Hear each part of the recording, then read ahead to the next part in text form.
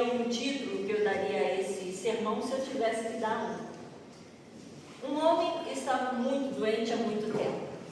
O texto do Evangelho diz que ele tinha demônios, não é isso? É isso que vocês escutaram? É? Então, demônio é uma metáfora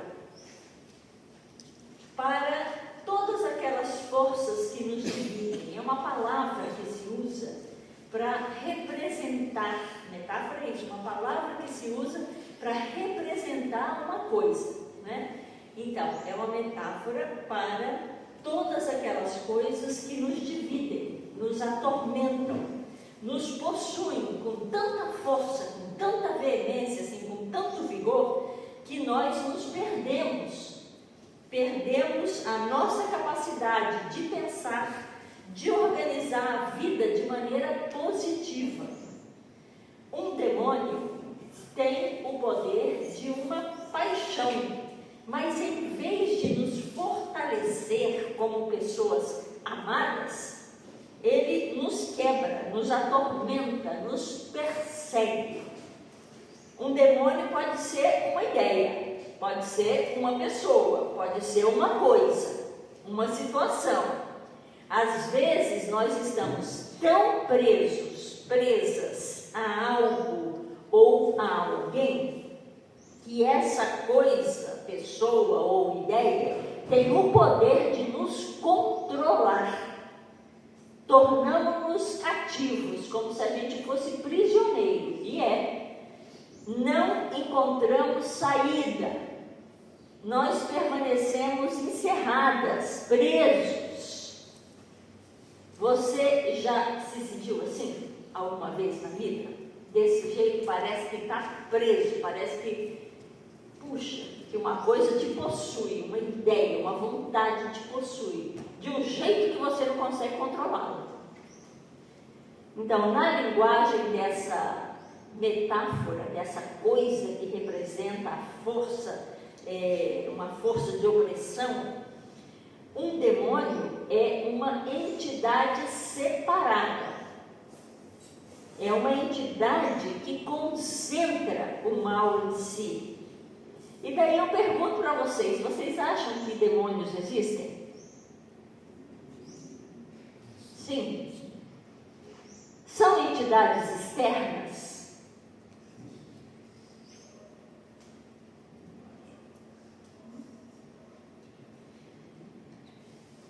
Eu prefiro pensar que os demônios, eles são parte de nós. São a nossa própria capacidade de criar e recriar o mal, aquilo que é ruim. São os nossos próprios artifícios para rejeitar outras pessoas. São as nossas próprias fraquezas sendo transformadas em agressividade como um mecanismo de autoproteção. São os nossos medos profundos, irresistíveis de sermos abandonados. As nossas incapacidades de lidar com as crateras, com os buracos que a gente tem na nossa alma, no nosso espírito, na nossa vida.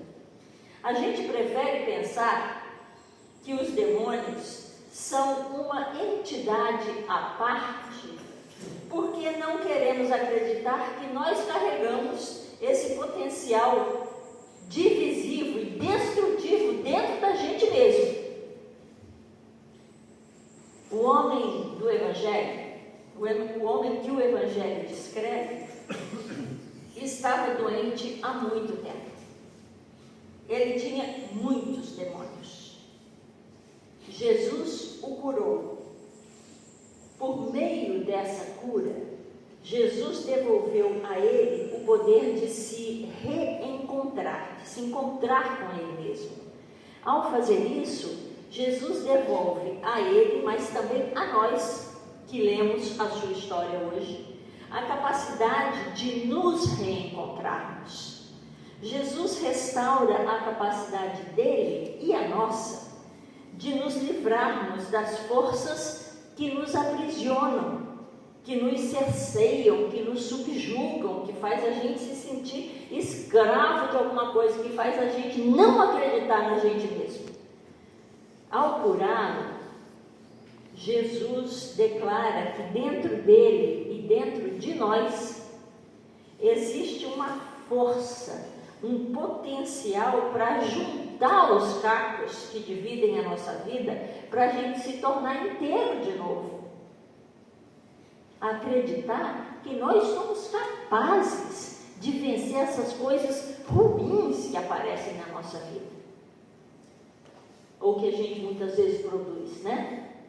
A gente é capaz, é isso que Jesus está querendo dizer ao curar esse homem. Fala para ele e fala para nós: vocês são capazes de vencer essas forças que muitas vezes dominam a vida de vocês, sem muitas vezes que vocês realmente queiram, que vocês pensem que estão produzindo isso, que vocês, entendem? É isso, né? Mas, olha só que coisa incrível, a cura que Jesus ofereceu àquele homem não foi bem aceita pelas pessoas da cidade, pelas pessoas da região. O versículo 27, que o Charles deu para nós, diz: toda a gente da região ficou com muito medo e pediu que Jesus saísse da terra deles. Por quê? Porque a cura de Jesus assustava tanto, ou assustou tanto aquelas pessoas. Primeiro, eu penso que tinha uma coisa econômica, né? Tinha um fator, uma coisa econômica. Uma grande manada de porcos morreu. Lembra disso?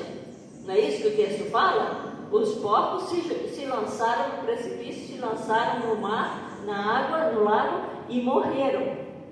Então, os criadores de porcos não ficaram nada felizes com isso, porque, não é?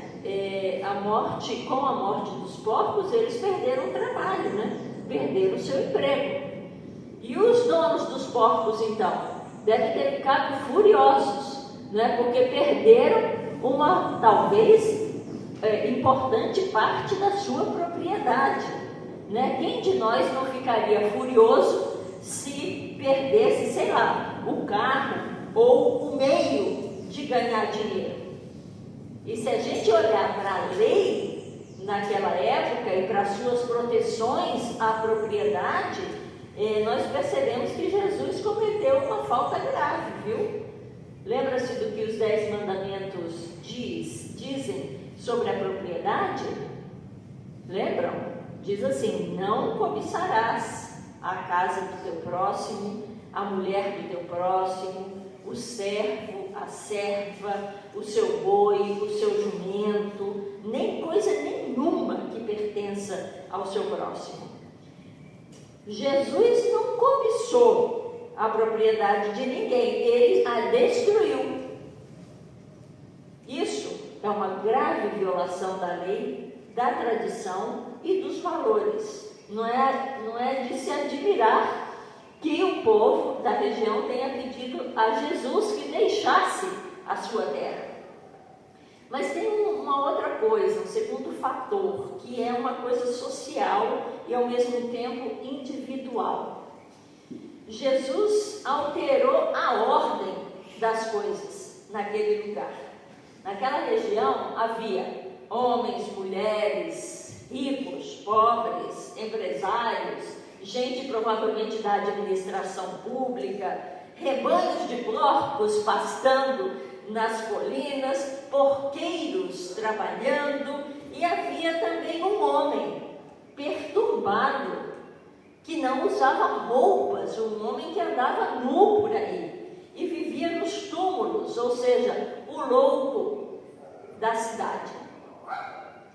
Há diferentes papéis exercidos pelas diferentes pessoas nesse texto. Então, aquela sociedade ali, ela tinha incorporado o homem e a sua doença. Mas de que forma incorporaram? Será que reconhecendo que não há perfeição nos seres humanos e, portanto, as doenças fazem parte de nós, das nossas famílias, das nossas sociedades e precisam ser acompanhadas e tratadas? Parece que não era bem essa maneira de incorporar do pessoal que aparece aqui no nosso texto, não é? O homem vivia naquela situação há muito tempo, nu, sem teto, sujo, alucinado. As pessoas tinham pena dele. O que vocês acham? As pessoas tinham pena dele? Ou as pessoas achavam que podiam zombar dele? Seria ele uma pessoa contra a qual os outros mediam a sua sanidade? Ou seja, as outras pessoas se comparavam para ele, olhavam para aquele homem e diziam assim: ah, eu sou normal. Na pequena cidade da onde eu venho, onde eu nasci, lá no interior de São Paulo, Tupi Paulista, tinha um homem que era considerado o louco da cidade. E nós o chamávamos de Seu Machado. A gente também tinha o homossexual, tínhamos também a prostituta, tínhamos o cego, tínhamos essas figuras, não é? Que a cidade olhava para eles e elas e comentavam sobre eles porque eram diferentes, não é? Dos outros, de outros. Bom, e o Seu Machado, ele era motivo de zombaria na cidade, na verdade, né? Eu me lembro das crianças correndo atrás dele, tentando irritá-lo, né? E por que o Seu Machado passou a ser considerado assim o louco da cidade, né? Porque ele se comportava de uma maneira diferente. Primeiro ele usava um tipo específico de roupas, com suspensórios, um lenço vermelho amarrado no pescoço. E ele ia trabalhar todo dia carregando um machado nas costas, né, no ombro, e não falava com ninguém. Então, que figura era essa? Por que ele passou a ser chamado de louco, não é? Ser considerado louco e o motivo de zombaria da cidade? Bom, na verdade, ele era espanhol, que não falava português muito bem, se vestia num estilo, provavelmente, não é? No modelo lá, na moda, de acordo com a Espanha, de quando ele veio de lá. Então, ele usava lá os suspensórios dele, o lenço vermelho no pescoço e tal, que era provavelmente característica da região de onde ele veio. Então, ele se vestia assim e ele carregava o machado no ombro porque ele era cortador de lenha, ele era lenhador, né? E ele acabou não conversando com as pessoas porque a esposa dele faleceu e parece que depois da morte da esposa ele ficou tão chocado que ele não conseguiu mais se comunicar bem com as pessoas. E além disso, a língua, né? A questão da língua. Bom, de qualquer maneira, isso foi motivo suficiente para que essa pequena cidade de Paulista passasse então a considerar-o louco, a desprezá-lo e zombar nele. Foi motivo de zombaria, não é? E eu fico pensando assim, há sempre um Seu Machado nos lugares onde a gente vive, não é assim? Tem sempre alguém que a gente aponta, que o pessoal escolhe assim para apontar o dedo e dizer: ih, olha lá o cracudo, olha lá o drogado, olha lá o homossexual, olha lá enfim, não é assim? A gente acaba identificando as pessoas de uma maneira que tornam elas motivo de chacota, motivo de zombaria, motivo de gozação. Bom, e aí eu acho que é muito importante que a gente se pergunte, a gente pense assim, que tipo de pessoa que a gente despreza? De quem a gente zomba? Que a gente acha que pode zombar, né? O seu Machado, lá de Paulista, ele não estava doente. O homem do Evangelho estava. Sua sociedade assimilou a sua doença não para tratá-lo, mas para preservar o seu próprio senso de sanidade das outras pessoas. Eles precisavam da loucura do homem para se sentirem normais. Nós também fazemos isso muitas vezes, não é assim? A gente aponta para os outros e diz, para uma característica da outra pessoa, para se afirmar como pessoa normal, né? Bom, Jesus faz o que então? Jesus devolve a sanidade do homem, não é? A saúde do homem. Chega de demônios, chega. Ao fazer isso, Jesus constrange as pessoas daquela cidade, porque retira delas a possibilidade de colocar o demônio nele, no outro. Nós somos sempre tentados a colocar o demônio na outra pessoa. Mas nessa manhã, Jesus nos ensina que esta não é a maneira melhor de lidarmos com as forças que nos dividem, com as forças que nos oprimem. Os nossos demônios não vão embora porque nós os colocamos nos outros. Então, nessa manhã, Jesus quer nos ensinar que para cada demônio existe uma cura. Para cada buraco, cratera na nossa vida, na nossa alma, existe uma sedimentação. Para as forças que nos prendem, há libertação. Para os cacos, ou seja, quando a gente está quebrado, se sente quebrado, tem uma cola. E essa cola é o Espírito de Deus, soprando, emendando, juntando, inspirando, recuperando a sanidade e as referências que nos tornam pessoas inteiras de novo. Vocês acreditam nisso? Sim?